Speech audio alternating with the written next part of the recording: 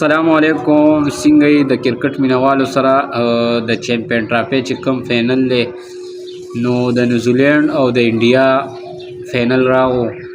لکه ما مخکې ویډیو کې ویلو چې یاره نیوزیلینډ ډېر ښه پام کې دی او ټول چې کوم تاسو ګورئ بیټسمینان یې سینچریانې وایي بالران هم ښه پام کې دي.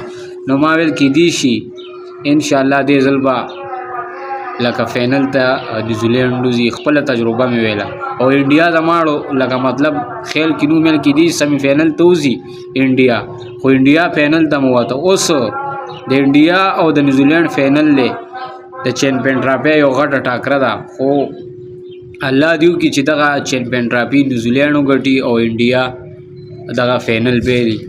لکه زما خو فیورټ ټیم نیوزیلینډ دی دوستانو. ستاسو څوک دی؟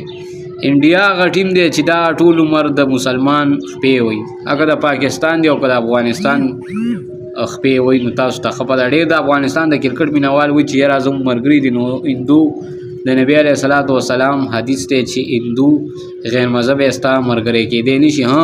اخلاق ورسره ښه ساته، خو دا نه چې زما ملګری نه.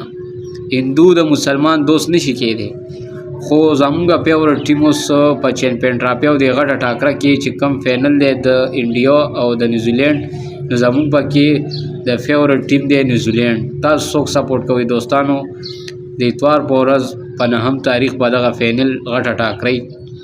نو مونږ خو به نیوزیلینډ سپورټ کوو. الله دې وکړي چې نیوزیلینډ دغه چیمپئن ټرافي اوسي، ځکه چې نیوزیلینډ او ساوث افریقا دا ډېر بدنصیبه مطلب داسې د ډېر وخت وګورئ کرکټ راویستی انګلینډ دی، نیوزیلینډ دی، ساوث افریقا د انګریزان د ډېر وخت نه را روان دي، خو دې غټ ورلډ کپ یو نړو.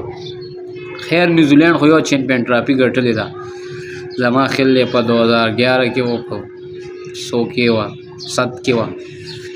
نو خبرې دوستانو نیوزیلینډ له پکار دي چې ښه بیټینګ وکړي او ورسره بیا انډیا په چیسینګ کې راکاب وکړي.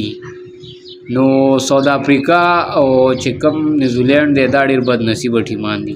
نو الله دې وکړي چې دغه ساوث افریقا خو بهر شو، غریبه ډېر زیات پې خفه شو، خو نیوزیلینډ له دې الله وکړي زبرګه روجه ده او د روجه په خوله یې ناست یو. اوس دا وګوره چې شو لاندې ناست دی منور دی چې الله پاک دې وکړي چې نیوزیلینډ له خدای پاک دغه فینل لوبه ورکړي او چیمپئن ټرافي وګټي او انډیا دغه رنګ ذلیله شي، ځکه چې انډیا یو غیر مذهبي دي او بل د پاکستان سره یو دښمني کوي، دښمني ده.